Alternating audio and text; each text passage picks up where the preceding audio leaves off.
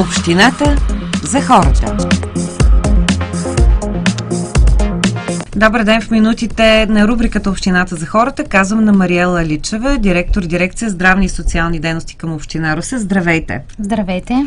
На последното заседание на Общинския съвет бе прието решение, с което се въвежда от новата година полудневна грижа в детските ясли. Това е една сравнително нова услуга. Доколкото разбрах, само във Варна имало такава и сега ще има в Русе.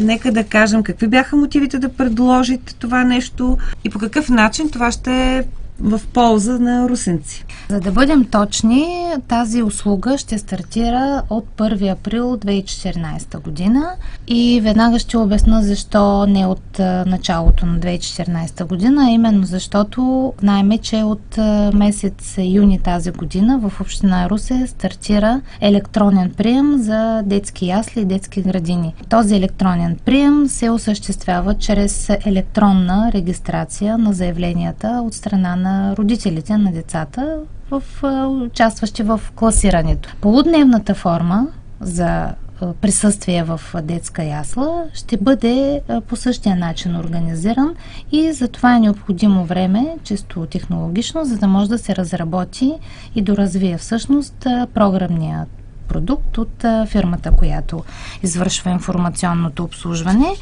А защо се наложи? Наложи се, защото ние направихме един задълбочен анализ през август тази година и установихме едно несъответствие на броя подадени молби от страна на родителите, желаещи техните деца да ползват тази услуга на детските ясли и броя съответно на свободните места, които се очакваше от 1 септември да бъдат освободени. Анализа показа, че около 240 деца няма да могат да намерят места в нашите 10 детски ясли, които са на територията на Община Русе. В тази връзка предприехме незабавни действия, за да търсим мерки и възможности да предложим на родителите на деца в тази възраст в Община Русе друга алтернатива. Проучихме опита на Община Варна и всъщност стана ясно, че има такава възможна форма и много смело всъщност направихме проучване с анкети в нашите детски ясли. Около 170 родители бяха анкетирани и всъщност над 60% дадоха своето да за такава форма. Нека да кажем какво точно ще означава полудневно присъствие, полудневна форма. Полудневна форма означава, че децата ще постъпват в детската ясла в 7:30 сутринта и ще бъдат вземани от своите родители и близки в 12:30.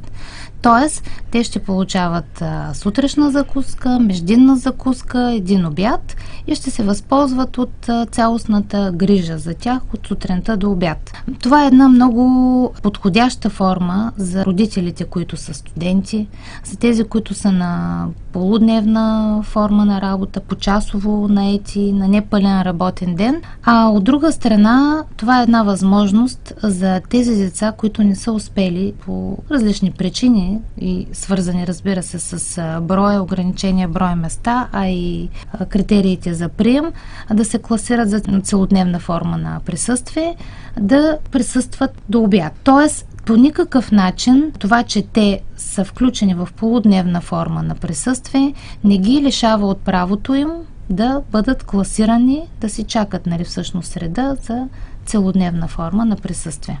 На практика, ако се замислим, дори в момента неофициално имаме тази форма, тъй като специално за детските ясли много родители предпочитат по-раничко да вземат децата, тъй като са мънички, докато се адаптират. В интерес на истината и сега съществува приемане на децата по предварително разработен график, предвид това, че те са много мънички, не са откъсвани от семейната среда, има необходимост от време за адаптация, за всяко дете това е строго индивидуално, така че и сега има и по един, че и по 2 месеца децата посещават детската ясла до обяд. А като форма смятаме, че от една страна ще дадем възможност на родителите да осигурят така присъствие на децата си дори до обяд, за тези, които разбира се е подходяща, а от една страна ще бъде и запълнен капацитета на присъствие за деня, защото нашия контрол по отношение на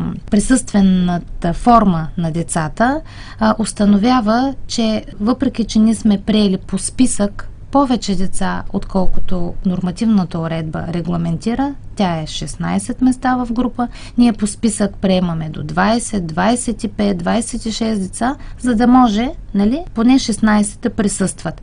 Справките и проверките показват, че броя на децата е далеч под нормативната бройка от 16 деца. И това е начин да запълним и капацитета, като използваме така в пълен мащаб и ресурса от медицински сестри, детегледачи и по никакъв начин няма да натовари и материалната база, защото няма да изисква ползване на леглова база с персонала, който се грижи за останалите деца, с същите разходи, които са за ток и вода.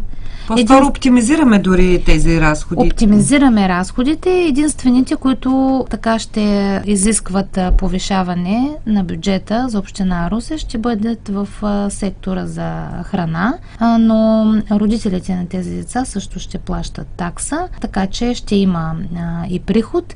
А по отношение на таксите, в момента подготвяме промени в наредба номер 16 на Общинския съвет, която всъщност се регламентира точно всички услуги и таксите, които се заплащат за тях в община Русе, във всички дейности и сфери. Така че ще предложим такъв вариант и може би в следващия заседание на Общинския съвет ще излезем с точната такса за месец и съответно с дневната сума. Към края на разговора да обобщим, можем ли да кажем, че с тази нова услуга, която ще бъде въведена, община Русе ще успее да осигури детски ясли за всички дечица? С тази услуга даваме възможност, първо се разширява дейността на съществуващата досега услуга детска ясла. Това е една изключително иновативна услуга и това е лично решение на община Русе да предложи такава форма, защото в наредбата,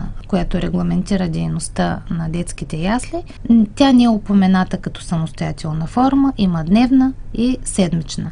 Полудневната е форма на дневна услуга и с нея ние ще дадем възможност на още 160 деца, т.е. във всяка една от групите, до 5 деца ще бъдат на полудневна форма. Още 160 места ще осигурим по този начин за децата на Русе. Което е една много добра цифра като показател, имайки предвид колко са дечицата всяка година. Хубаво е, че се мисли и за родителите, защото основната цел е тези родители да могат да тръгнат на работа, да има кой да се грижи за техните деца.